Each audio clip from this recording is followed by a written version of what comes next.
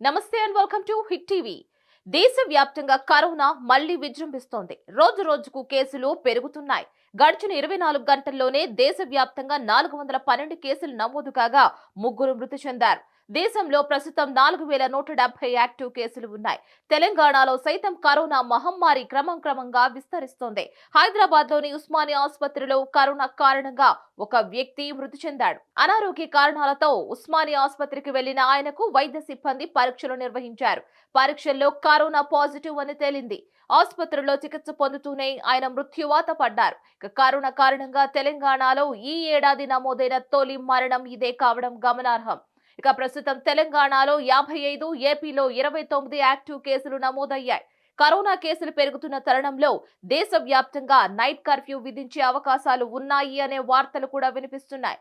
తెలుగు రాష్ట్రాలనే కాకుండా పక్క రాష్ట్రాల్లో కూడా కరోనా విజృంభిస్తోంది. కేరళలో కరోనా వైరస్ వేగంగా విస్తరిస్తుందని, ఎక్కువ కేసులు ఆ రాష్ట్రంలోనే బయటపడుతున్నాయని చెప్పింది. తాజా కేసులతో దేశంలో మొత్తం యాక్టివ్ కేసుల సంఖ్య 4170కు చేరుకుంది. గత 24 గంటల్లో తెలంగాణలో 10 కరోనా పాజిటివ్ కేసులు నమోదయ్యాయి. దీంతో ఇప్పటి వరకు 55 కేసులకు చేరుకుంది. ఏపీలోని 29 కరోనా యాక్టివ్ కేసులు నమోదయ్యాయి. మరిన్ని అప్డేట్స్ కోసం కీప్ వాచింగ్ హిట్ టీవీ.